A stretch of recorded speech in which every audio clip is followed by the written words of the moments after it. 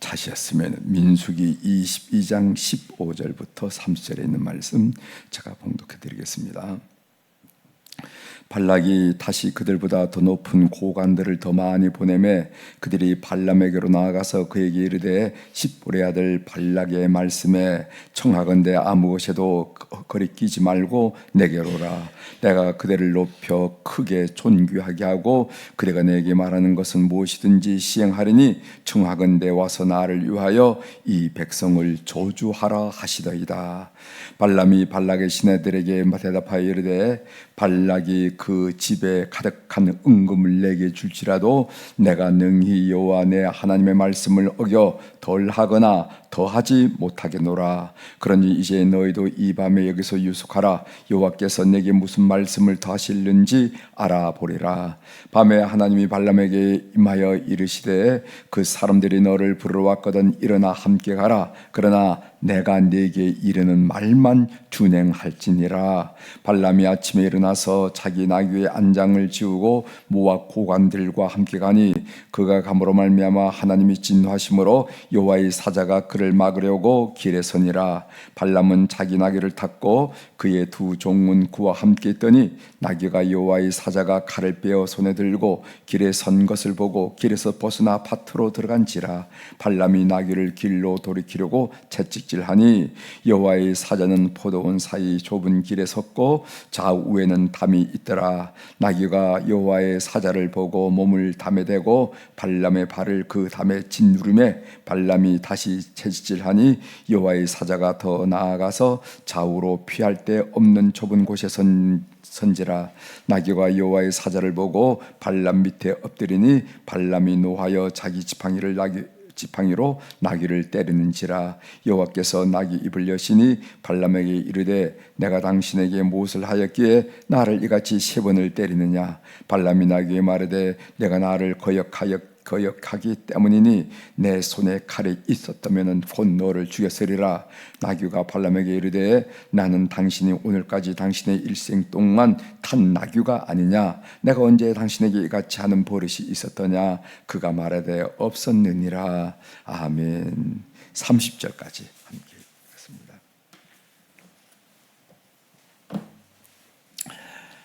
오늘 우리가 읽은 민수기 22장 15절부터 3절에 있는 말씀을 중심으로 주제는 왜 나귀의 눈에는 보이는 하나님의 사자가 발람은 보지 못했을까 하는 그런 얘기입니다.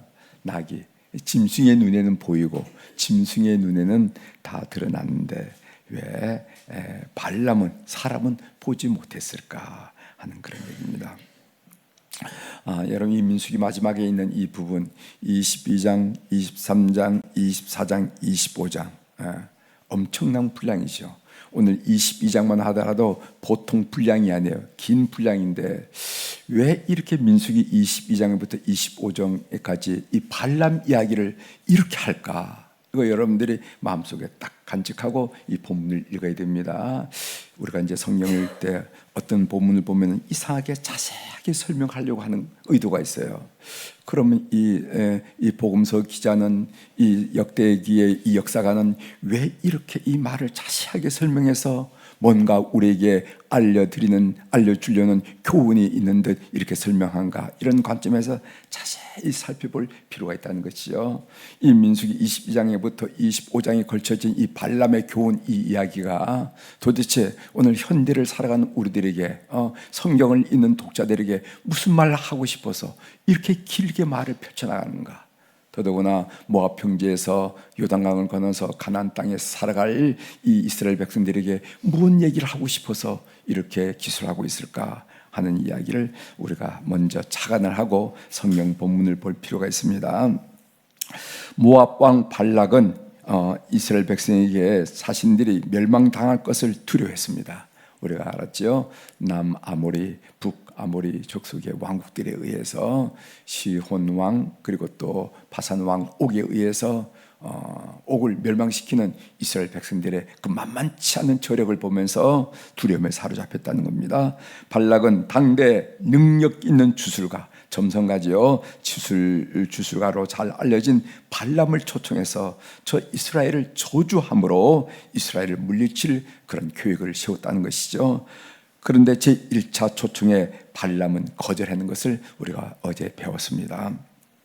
오늘 우리가 읽은 본문은 제2차 초청에 관한 말씀을 우리가 읽었어요. 그래서 15절부터 3절의 내용이 발람을 두 번째로 초청한 내용이 나와 있습니다. 15절 제가 한번 읽어드리겠어요. 발락이 다시 그들보다 더 높은 고관들을 더 많이 보내매, 그러니까 더 높은 고관들을 더 많이 사절단을 보냈다는 겁니다. 고위 사절단이죠. 발람은 물질에 대한 욕심 때문에 발락에게 하나님의 말씀을 분명히 전달하지 않았습니다. 어떤 사절단이 왔다 하더라도 사실 발람은 발락 왕에게 이렇게 분명히 말했어야 합니다. 여러분, 발락 하니까 도대체 뭐가 뭔지 잘 모르죠. 발락은 왕을 말하는 거, 발람은 점성가 주술가를 말합니다. 이 발람은 어떤 사절단이 왔다라도 분명히 이렇게 얘기했어야 돼요. 이스라엘, 너희들이 저주해달라는 이스라엘은 저주의 대상이 아니라 하나님께 복받을 자들입니다. 이건 분명합니다. 이렇게 똑똑하고 야무지고 그리고 분명하고 확실하게 말했어야 되는 거예요. 어제 우리가 말씀 같이 나눴죠. 우리는 하나님의 사람으로서 복받을 자이다. 우리의 환경과 여건이 우리 눈에는 어떻게 보인다 하더라도 그건 걱정하지 말고 우리는 복받을 자이다 하는 말씀을 어제 나눴는데 이걸 얘기했어야 된다는 거죠. 그런데 발람의 초청 거절 사유를 모르는 이 발락 왕은 몸이 달았습니다. 절박한 상황에 처한 발락 왕은 발람이 자신의 몸값을 올리려던 수작인 줄 알았어요. 그래서 처음보다 고위 사절단을 보내면서 어떤 금전적인 대가를 요구하든지 다 지불하겠다 이렇게 이야기를 하고 있어요. 그 17절에 나오죠. 17절에 보겠습니다. 내가 그대를 높여 크게 존귀하게 하고 그대가 내게 말하는 것은 무엇이든지 시행하리니 이렇게 했어요. 청하건대 와서 나를 위하여 이 백성을 저주하라 하시더라 이렇게 얘기하고 있어요. 이에 대하여 발람은 발락에게 단호한 입장 표명 대신에 모호하게 얘기합니다. 19절이죠. 그런즉 이제 너희도 이 밤에 여기서 유숙하라. 여호와께서 내게 무슨 말씀을 더하는지 알아보리라. 하나님의 의도, 하나님의 뜻은 분명했습니다. 이스라엘 저주하지 말라 하는 것이 확정되었는데도 불구하고 하나님이 더 하실 다른 말씀이 있으리라 하면서 모호한 얘기로 대답하는 것을 우리가 보게 됩니다. 왜 그랬을까? 왜 이렇게 모호하게 될까? 그것은 물질에 대한 욕심 때문이죠. 물질에 대한 욕심. 그래서 오늘 이 발람의 교훈을 신약에서 어떻게 이해하는가 보면은요, 성경에 보면 유다서라고 있습니다. 유다서는 한 장밖에 없는데 그 유다서 11절 하반절에 이런 말씀이 있어요. 삭을 위하여 발람의 어그러진 길로 몰려갔으며 하면서 이 발람의 길을 삭을 위한 길, 동과 연관시켰다는 겁니다. 베드로후서에 보면은 베드로후서 2장 15절에 보면 이런 말씀이 있습니다.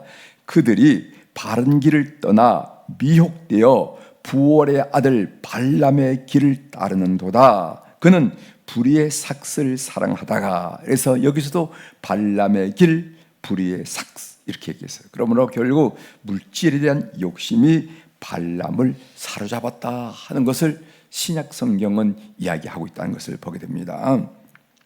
하나님은 발람을 강제로 막으시지 않았었어요. 20절 보겠어요. 20절. 밤에 하나님이 발람에게 임하여 이르시되 그 사람들이 너를 부르러 왔거든 일어나 함께 가라. 그러나 내가 네게 이르는 말만 준행할지라. 이렇게 말씀하신 마지막 부분 중요합니다. 내가 네게 이르는 말만 준행할지라. 이 말은 엄중한 단서를 달았다는 겁니다. 이 엄중한 단서라는 것은 이것은 이스라엘을 향한 저주가 아니라 축복이라. 너가 그렇게 오라고 그러고 가려고 한다면 가라. 그러나 내가 시키는 말만 해야 돼. 다른 말 하면 안 돼. 그 시키는 말이 뭡니까? 이스라엘은 저주의 대상이 아니라 저주의 대상이 아니라 축복받을 자이라, 이 얘기만 하라 한 얘기죠.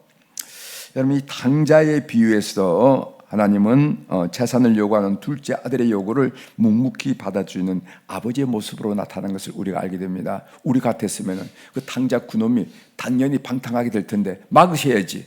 예? 그걸 왜 막지 않고 다 놔뒀다가 다 그렇게 망하도록 만드느냐 하는 그런 생각을 할 정도의 모습을 우리가 성경에서 보게 됩니다.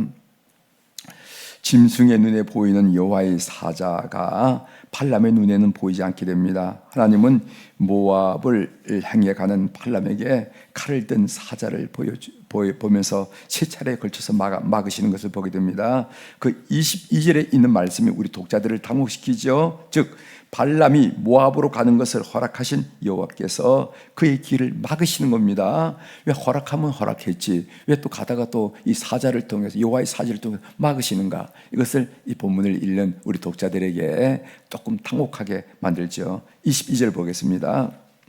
그가 감으로 말미암아 하나님이 진노하심으로 여호와의 사자가 그를 막으시려고 길에 서니라. 발람은 자기 나귀를 탔고 그의 두 종은 그와 함께 있더니, 이렇게 있어요. 하나님이 발람을 막으시는 이유가 뭔가?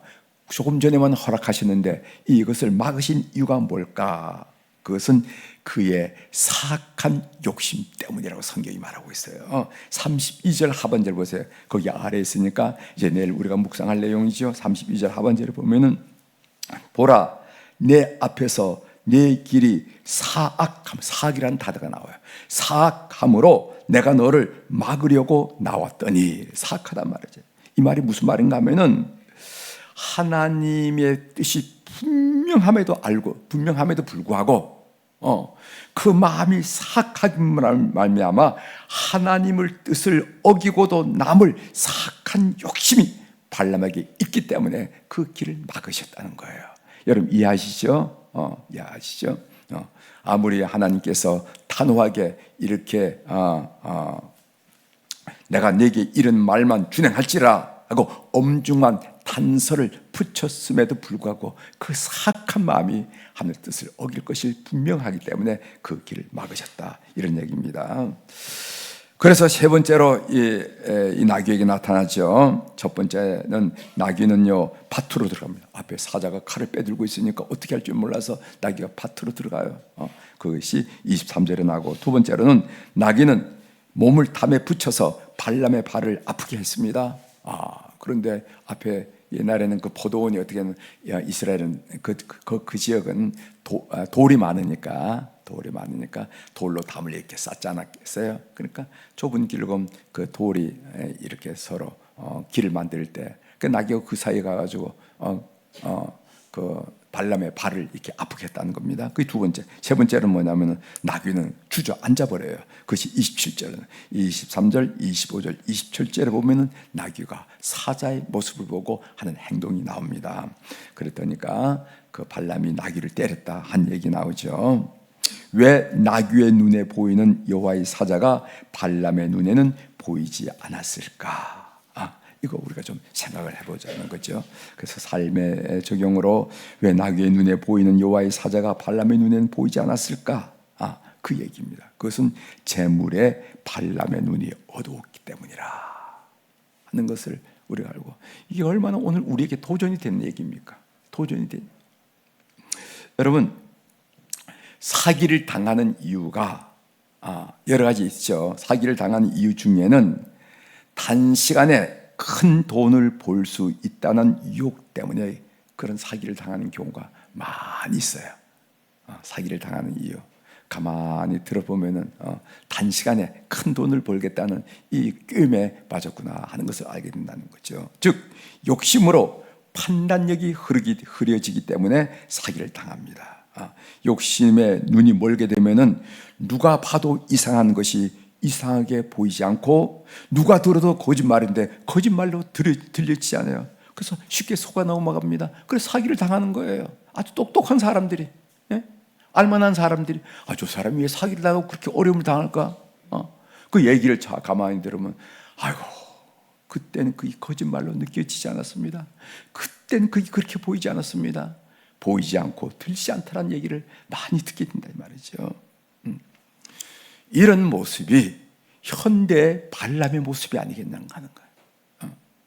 현대 무슨 우리 앞에 무슨 천사가 나타나가지고 칼을 들고 나타나지는 않지만은 나귀가 본 것을 사람이 보지 못했는데 오늘 우리도 마찬가지야 이 말이지. 우리도 눈이 얻어서 사기를 당하고 귀가 얻어서 사기를 당하는데 그 이유가 뭐냐? 욕심이 눈을 가리고 욕심이 내 귀를 가리기 시작하면 그게 보이지 않는데 이것이 바로 현대 발람의 모습이 아니겠는가 하는 생각이 들더라고요. 어떤 교수가 세미나에 참석한 사람들에게 이런 질문을 했답니다. 생명의 삶에 나온 이야기예요. 만약에 100억짜리 로또에 당첨됐다면 당신은 무엇을 하시겠습니까? 여러분 뭘 하시겠습니까? 여러분들이 로또를 뭐 사진 않겠지만은 저는 평생 한 번도 사보지 않았지만은 또 여러분도 사진 않겠지만은 한번 이렇게 100억짜리가 당첨이 됐다 그러면 여러분 뭐 하시고 싶어요? 나는 저 선교지에다가 최소한 50억은 좀 보내고 싶다. 요즘 개척교회 비가 새고 그런다고 그러는데 아이고 지붕이라도 좀 고쳐주고 싶다. 그런 생각이 들겠죠? 네. 그런데 만약에 100억짜리 로또가 당첨된다면 당신은 뭘 하겠습니까? 그날 세미나에 참석한 60%가 이거 타겠다고 그랬어요. 60%가 뭘까요? 이것이 뭘까요? 60% 이혼하겠다는 거예요. 이혼하겠다는 거예요. 여러분 100억을 갚아붙이지 않았어. 갑자기 생각이 나서 하지만은 그 100억을 받은 사람들에게 뭐 하겠냐고 조용하게 얘기하고 대답을 하는데 60% 제가 그래서 생명의 삶에 나온 얘기라고 내가 지금 분명히 근거를 밝힙니다. 60%가 이혼하겠다는 겁니다. 사람의 생각이 얼마나 사악한지 놀랍지 않습니까? 하나님의 말씀이 우리 마음이 하나님의 말씀으로 통제되지 않으면 제어되지 않으면 인간의 욕망이 어느 정도 떨어지는지 어느 정도 타락할지 두렵지 않습니까? 그게 우리 인간이에요. 우리가 신앙생활을 하면서 늘 새벽에 나오면서 하나님 말씀으로 통제받고 하나님 말씀으로 지어받고 내가 왜 그런 생각을 했지? 내가 왜 그런 말을 했지? 내가 그런 어리석은 행동을 했지? 자꾸 우리가 통제받고 지어받으니까 이런 멋진 모습으로 삶을 살고 있는 거지. 사실 세상 사람들 말입니다. 말은 하지 않았지만 하나님의 말씀의 통제와 제어를 벗어난 이 세상 인간들의 그 모습은요, 말은 하지 않았지만은 속 얘기를 하라고 그랬더니까 60%가 이혼하고 싶다는 주님이 가르쳤습니다. 행복과 영생은 소유에 넉넉한 데 있지 않다고 분명히 가르쳐요. 누가복음 12장 15절이죠. 그들에게 이르시되 삶과 모든 탐심을 물리치라. 사람의 생명이 그 소유에 넉넉한 데 있지 아니하니라. 우리의 생명, 우리의 행복, 삶의 의미는 거기에 있는 것이 아니라고 우리가 받았으니까 이 배움으로 오늘도 살아가는 우리 교우들이 되기를 주의 이름으로 축원합니다. 기도하시겠습니다. 하나님 아버지, 나귀는 보고 두려워서 포도원으로 들어가기도 하고 돌담에 주인의 발을 비비기도 하고 주저앉기도 했지만은 거기에 딴 인간인 발람은 전혀 보지 못하고 그냥 나귀를 때리기만 했습니다. 이게 옛날 얘기인가 했더니까 가만히 생각해 보니까 오늘 또 마찬가지. 오늘 또 돈에 욕심에 눈이 어두우면은 뻔한 얘기를 거짓말의 얘기를 그걸 참으로 알아듣고 그 거짓 사실을 참으로 보고 이런 것을 우리들이 보게 되면서 하나님 이 문제가 참 우리를 심각하게 만든 것을 다시 생각하면서 우리 인간을 의미 있게 만들고 영생으로 이끌고 그리고 행복을 주는 것은 그게 아님을 우리 주님의 말씀을 통해서 다시 한번 확인하게 하시오니 감사를 드립니다. 오늘 또 끝없는 대로 방황하는 우리의 시선이, 우리의 마음이, 우리의 걸음이, 우리의 생각이 말씀으로 통제되게 하시고 그리고 말씀으로 지어되어서 하나님이 원하는 삶을 넉넉히 살아드리는 우리 교우들이 될 수 있도록 이 새벽에 동촉하여 주시옵소서. 하나님, 오늘 또 우리 사는 교우들이 주님 앞에 1000번째 헌금을 올려드렸습니다. 주님, 꼭 이름들, 그 사연들 꼭 기억하여 주셔서 우리가 고백하는 우리 하나님, 그분은 저 구말리 상천에서 아는지 모르는지 그런 분이 아니라 우리 삶에 직접 개입하시고 이끄시고, 때로는 위로하시고, 때로는 지혜로 분별력을 주시고, 때로는 용기 주시고, 때로는 비전 주시고, 때로는 내일의 희망을 주시는 그 하나님임을 삶의 현장에서 경험하는 물질이 될 수 있도록 주께서 역사하여 주옵소서. 오늘 화요일 날 우리 교회 어른들을 축복하며 기도하게 도와주시오니 감사합니다. 안나 여성교회 회원들, 그리고 모세 남성교회 회원들을 비롯해서 우리 교회 어른들이 교회를 딱 버티고 기도하게 하시오니 하나님 참 감사합니다.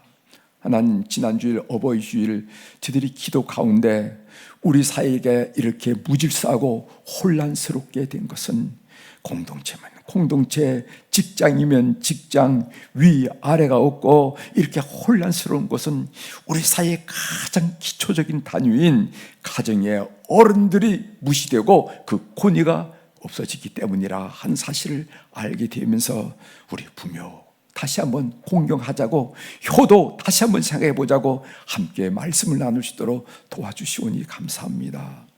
우리 사랑하는 우리 성도들의 가정은 하나님 아버지 참으로 그 가정마다 어른들을 소중히 여기고 존귀 여기고, 저들의 기도 때문에 우리 가문이 살아나고, 저희들의 기도 때문에 우리 후손들이 축복받고, 저희들의 믿음 때문에 우리 가정이 승리한다는 것을 늘 고백드리며 어른들을 공경하는 우리 교회가 되게 하시고 교회 성도들의 가정이 되도록 역사하여 주시옵소서. 그래서 어른들의 삶이 가정에 있거나 교회에 있거나 싱글벙글하고 그 권위가 인정되면서 영광을 아버지 앞에 올려드리며 자존감을 갖고 내일의 소망을 갖는 어른들의 삶이 될 수 있도록 은혜를 베풀어 주옵소서. 오늘 또 하늘의 주권과 땅의 주권을 가진 존귀하신 우리 주님의 그 권세 있고 능력 있는 그 이름으로 선포합니다. 내 영혼이 잘된 같이 범사가 잘되고 강건한 축복을 오늘 우리 사랑하는 교우들이 주께서 허락한 하루를 산 동안에 누리고 또 누리고 확인하고 또 확인하고 찬송하고 또 찬송하도록 역사하여 주시옵소서. 감사드리며 예수님의 이름으로 축복하며 기도 올려옵나이다. 아멘. 하늘에 계신 우리 아버지여, 이름이 거룩히 여김을 받으시오며 나라가 임하시오며 뜻이 하늘에서 이루어진 것 같이 땅에서도 이루어지이다. 오늘 우리에게 일용할 양식을 주시옵고 우리가 우리에게 죄 지은 자를 사하여 준 것 같이 우리 죄를 사하여 주시옵고 우리를 시험에 들게 하지 마시옵고 다만 악에서 구하시옵소서. 나라와 권수와 영광이 아버지께 영원히 있사옵나이다. 아멘.